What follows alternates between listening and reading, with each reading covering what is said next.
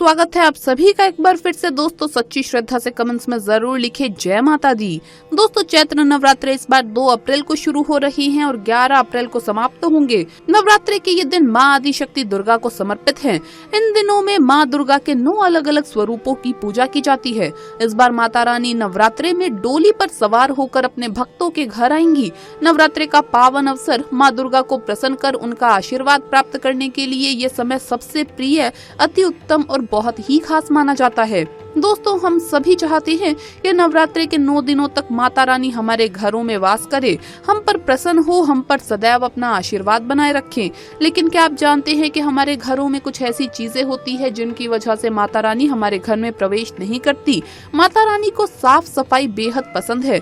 टूटी फूटी खराब बंद चीजों के चलते घर में नकारात्मक ऊर्जा का प्रभाव रहता है और ऐसे घर में माता रानी का आगमन नहीं होता। दोस्तों आज की इस वीडियो में हम आपको कुछ ऐसी चीजों के बारे में बताने जा रहे हैं जिन्हें नवरात्रि से पहले घर से बाहर निकाल देना सबसे उचित माना गया है। अगर आप इन चीजों को नवरात्रि से पहले घर से बाहर निकाल देंगे तो इससे आपको माँ दुर्गा का आशीर्वाद प्राप्त हो जाएगा, साथ ही आपकी आर्थिक समस्या भी दूर हो जाएगी। तो आइए शुरू करते हैं। लेकिन आगे बढ़ने से पहले आपसे रिक्वेस्ट है कि वीडियो को लाइक करें, अपने दोस्तों के साथ शेयर करें और अगर आपने अभी तक चैनल को सब्सक्राइब नहीं किया तो सब्सक्राइब करके बेल आइकन जरूर प्रेस कर लें। दोस्तों नवरात्रि के 9 दिन बहुत ही पवित्र होते हैं। नवरात्रि के इन 9 दिनों में आचार विचार और घर को साफ सुथरा और पवित्र रखना अति आवश्यक है। इसीलिए नवरात्रि के 9 दिनों में ब्रह्मचर्य का पालन किया जाता है और तामसिक भोजन ग्रहण नहीं किया जाता। नवरात्रि के 9 दिनों में माता रानी के भक्तों को प्याज, लहसुन, मांस, मदिरा और अंडे से दूर रहना चाहिए। अधिकतर भक्त इन नियमों का पालन भी करते हैं, लेकिन वो एक गलती कर बैठते हैं। वो नवरात्रि के 9 दिनों में अपने घर इन अपवित्र चीजों को रख लेते हैं। ऐसा भूल कर भी नहीं करना चाहिए। भगवत पुराण के अनुसार नवरात्रि के 9 दिनों तक माता रानी अपने भक्तों के घर में वास करती है। अगर आप भी चाहते हैं माता रानी आपके घर में वास करे तो आप अपने घर के वातावरण को पवित्र रखें और नवरात्रि शुरू होने से पहले ही अपने घर से प्याज, लहसुन, मीट, अंडा और मदिरा को बाहर निकाल दे। अपने घर को साफ रखें। इन वस्तुओं को घर से बाहर निकालने के बाद अपने घर में गंगा जल का छिड़काव अवश्य करें। भगवत गीता में भगवान श्री कृष्ण कहते हैं, बगैर गंगा जल छिड़के कोई भी मंगल कार्य सफल नहीं माना जाता। गंगा जल का छिड़काव स्वयं भगवत गीता में श्री कृष्ण ने बताया था। या फिर आप गोमूत्र का भी अपने घर में छिड़काव कर सकते हैं। बस थोड़ा सा पानी में डाल लें और पानी का छिड़काव घर में करें। इससे आपके घर का वातावरण पवित्र हो जाएगा। घर में मौजूद नकारात्मक ऊर्जा भी नष्ट हो जाएगी और जिस घर में वातावरण पवित्र होता है और नकारात्मक ऊर्जा नहीं होती, वहाँ माता रानी का वास सदैव होता है।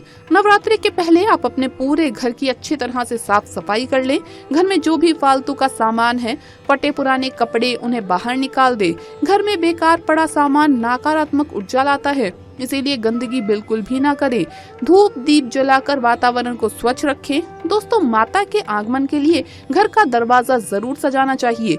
इससे माता आकर्षित होती है और घर के द्वार में प्रवेश करती है। माँ के आगमन के लिए द्वार को फूलों से सजाना चाहिए। दोस्तों कई लोग ऐसे हैं जो माता रानी की चौकी कागज बिछाकर बनाते हैं, जो कि बिल्कुल गलत माना जाता है। माता की चौकी के लिए आप नीचे लाल कपड़ा ही बिछाएं। काला कपड़ा और सफेद कपड़ा भूल कर भी नहीं बिछाना चाहिए। ध्यान रखें कपड़ा फटा भी नहीं होना चाहिए। दोस्तों अगर आपके घर में देवी देवताओं की खंडित मूर्तियां या फटा हुआ चित्र अगर हो तो उसे किसी पवित्र नदी में विसर्जित कर दे, क्योंकि ऐसी मूर्तियां और चित्र दुर्भाग्य लाती है। देवी देवताओं की खंडित मूर्ति की पूजन ना करें और ना ही उन्हें घर में रखें, क्योंकि उन्हें घर में रखना बुरा माना जाता है।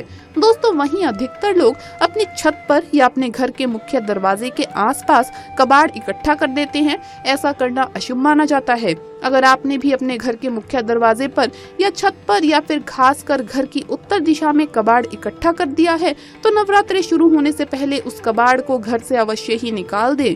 दोस्तों अगर आपके घर कोई भी बंद पड़ी घड़ी है तो नवरात्रि शुरू होने से पहले उसे अपने घर से हटा दे और नई घड़ी ले आइए या उसकी मरम्मत करवा ले।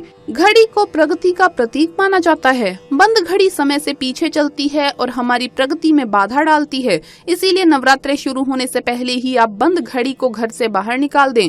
दोस्तों, अगर आपके घर के मंदिर में किसी भी तरह का कोई भी फालतू सामान रखा है, जैसे कि सड़े गले फूल, अगरबत्ती, धूप बत्ती के डिब्बे या माचिस आदि की डिब्बी, या कोई भी खाली पैकेट मंदिर में ना रखें, या फिर कोई भी फटी पुरानी धार्मिक पुस्तक या भगवान के कोई भी पुराने कपड़े जो फट गए हों या मुकुट माला जो खराब हो गई हो, तो उन्हें आप जितना जल्दी हो सके अपने मंदिर से हटा दें।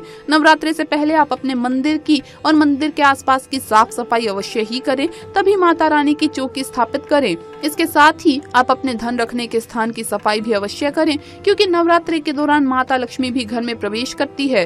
धन रखने के स्थान पर किसी भी तरह का कोई भी फालतू सामान, टूटा हुआ सामान ना रखें। धन रखने के स्थान को मंदिर की तरह ही साफ रखें। नवरात्रि के दौरान माता रानी की पूजा में कोड़ियों को शामिल करें। माता रानी के साथ साथ रोजाना कोड़ियों की भी पूजा करें। इसके बाद आप कोड़ी को धन रखने के स्थान पर रख दें। ऐसा करने से बरकत हमेशा होती है। अगर आपके पास पुराने जूते चप्पल इकट्ठे हो गए हैं, तो नवरात्रि से पहले उन्हें घर से बाहर निकाल दें। पुराने जूते चप्पल की अशुभता के कारण ही घर में नकारात्मक ऊर्जा आती है और घर में अशांति और कलह का माहौल रहता है। नवरात्रि आने से पहले घर से जाले निकालना ना भूलें। अगर जिस घर में मकड़ी के जाले होते हैं, तो उस घर में माता रानी कभी भी वास नहीं करती। साथ ही साथ टूटे फूटे बर्तन अगर घर में पड़े हो या टूटा हुआ आईना भी अगर घर में हो, तो उसे भी निकाल दें। साथ ही घर में टूटे फूटे ईंट पत्थर भी नहीं रखने चाहिए, इससे माता लक्ष्मी नाराज हो जाती है। दोस्तों, भूल कर भी माता रानी को ये चीज कभी भी अर्पित मत करना, नहीं तो सारी जिंदगी बर्बाद रहोगे। ये ऐसी वस्तु माता रानी के पूजन में भूल कर भी इस्तेमाल नहीं करनी चाहिए, और वो चीज है दोस्तों नारियल। हिंदू धर्म में नारियल को समृद्धि, धन, श्रद्धा और सम्मान का सूचक माना जाता है। नारियल को श्रीफल भी कहा जाता है। नारियल को सुख समृद्धि में वृद्धि करने वाला माना जाता है। नारियल का हर मांगलिक कार्य में विशेष महत्व होता है। जैसा कि आप सभी जानते हैं कि माता रानी के कई मंदिरों में नारियल से बलि भी दी जाती है, और माता रानी के पूजन में नारियल का इस्तेमाल हम सभी करते हैं।